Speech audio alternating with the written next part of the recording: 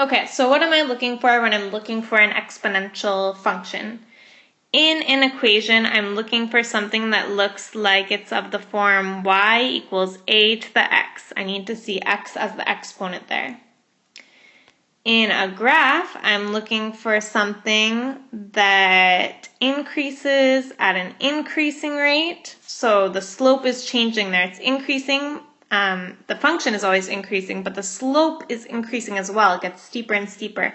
Or it could be an exponential decay function, in which case it could be decreasing, and it could be decreasing at a decreasing rate there. So I just need to see that slope changing. If we are looking at a table, then I'm looking for values that are multiplied from one value to the next. So let me show you what I'm talking about here. If I have my x values and my y values, and we have x equals 0, 1, 2, and we could keep going. And then let's say we're starting with y equals 2, and then let's say y equals 6, and then y equals 18. How did I get these numbers? I didn't add anything, any common number each time. Instead, what we're looking for is not adding numbers, but multiplying. So to get from 2 to 6, I multiplied by 3. To get from 6 to 18, I multiplied by 3 again. So we're looking for something in common that we're multiplying by, okay? So that's how we tell in an equation, graph, and table.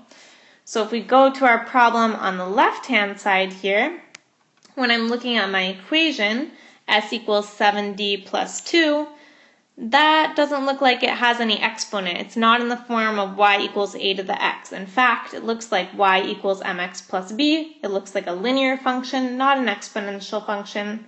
So let's cross that off.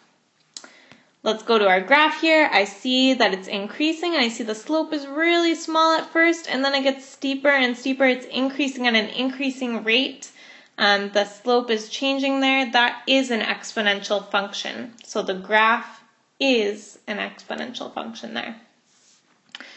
Now let's look at our table, and let's see, are we adding or multiplying? So if I look at my table here, I'm looking right here, I see that for my first value it's 1, my second value is 2. So to get from 1 to 2 we could add 1, but then to get from 2 to 4 I can't add 1 again, instead I'm adding 2 there. So we're not adding anything, it's not linear there, so we're multiplying by something. And if we take a look at that, to get from 1 to 2, oops, a little bit off there, to get from 1 to 2, we multiply by 2.